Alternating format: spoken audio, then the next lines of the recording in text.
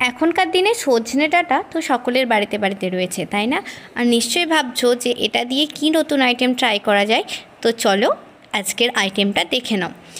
এই তরকারিটা বানানোর জন্য প্রথমে কড়াইয়ের মধ্যে আমি দিয়ে দিলাম সর্ষের তেল, আর তেল গরম হলে তার মধ্যে দিয়ে দিলাম 5 ফোড়ন। এরপর এর মধ্যে দেব কিছুটা লম্বা লম্বা করে কেটে রাখা আলু। খুব বড়োভাবে কাটবো না, মিডিয়াম সাইজে কাটবো। এরপর আলুটাকে একটু লাল লাল করে ভেজে নেব। আর আলু ভাজা হয়ে গেলে ওর মধ্যে দিয়ে দেব লম্বা লম্বা করে কেটে রাখা সজনের ডাঁটা।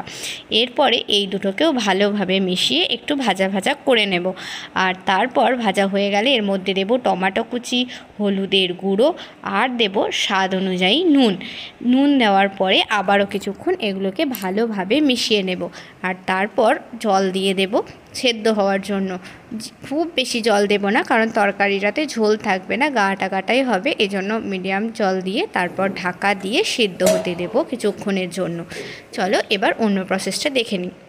আলুগুলো সিদ্ধ হতে হতে আমি চলে এসেছি এখানে বাদামের দিকে। এই বাদামটা আমি সকাল থেকে ভিজিয়ে রেখেছিলাম ওই 1-1.5 ঘন্টা মতো, যাতে খোসাগুলো ভালোভাবে ছেড়ে যায় আর ভালোভাবে বাটা হয়। এরপর সমস্ত বাদামের খোসা সুন্দরভাবে ছাড়িয়ে নেব।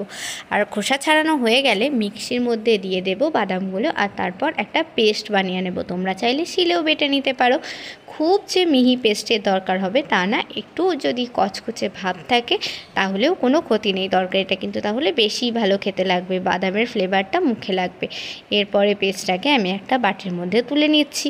আর এই সব কাজ করতে করতে দেখছি আলুটাও একদম সেদ্ধ হয়ে গেছে।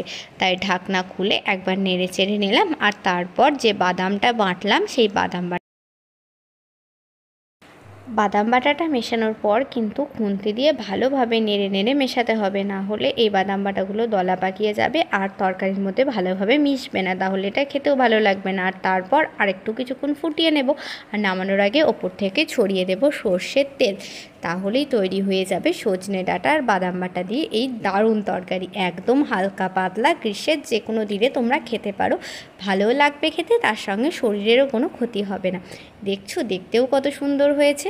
আর তার সঙ্গে সঙ্গে কম তেলে কিন্তু এটাকেও মাথায় রাখতে হবে।